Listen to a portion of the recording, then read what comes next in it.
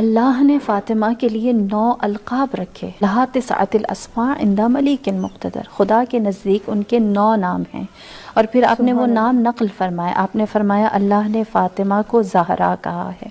زہرا یعنی روشن، منور، تابندہ۔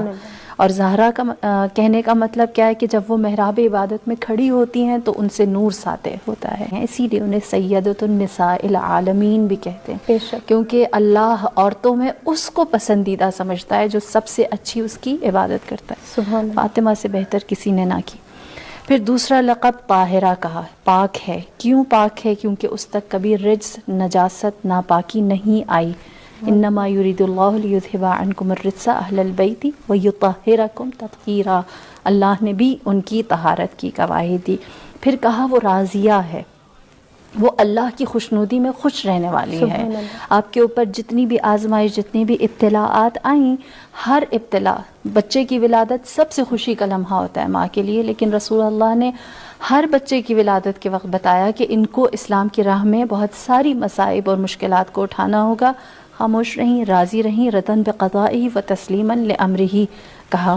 اسی کے ساتھ کہا وہ مرضیہ بھی ہے، اللہ نے کہا کہ اللہ ان سے راضی رہے، کیونکہ نفس مطمئنہ کی ماں ہے۔ یا ایتھا النفس المطمئنہ ارجعی الی ربک راضیۃ مرضیہ۔ اول تو اللہ ہر مومن کو راضیہ اور مرضیہ کہتا ہے، اللہ جس سے راضی ہوگا وہی جنت میں جائے گا، نفس مطمئنہ ہے، اور جو اللہ سے راضی ہوگا وہی جنت میں جائے گا کیونکہ وہ نفس مطمئنہ ہے۔ لیکن حق کس نے ادا کیا خواتین میں؟ فاطمہ الزہرا میں۔ پھر فرمایا بطول العذراء ہے۔ بطول العذراء کون ہے؟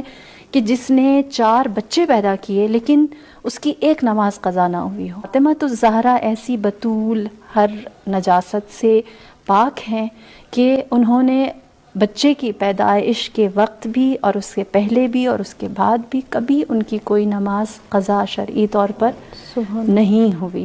پھر فرمایا یہ صدیقہ ہے، صادقہ نہیں کہا، سچ کہنے والی نہیں ہے، کبھی جس نے جھوٹ نہ بولا ہو، شدت کے ساتھ جو سچی ہو، جس کی صداقت کیسے ثابت ہے؟ مباہلہ کا میدان ہے، اسلام کو گواہ چاہیے، اسلام کو پروف چاہیے، اسلام کو ثبوت چاہیے، یہ صدیقہ ہے، یہ اسلام کی صداقت کی گواہی بن کر گئی ہے۔ پھر کہا مبارکہ ہے، بابرکت ہے۔ مبارکہ کیسے ہے؟ سورہ کوثر گواہ ہے، ان شانئک هو الابتر۔ ان سے اولادیں بہت زیادہ جناب فاطمہ الزہرا کی بھی نہیں ہیں، لیکن جو 4 اولادیں ہیں ان کو انہی سے ہی اللہ ایسی نسل پاک چلائے گا کہ وہ برکت ہوگی اس کے اندر۔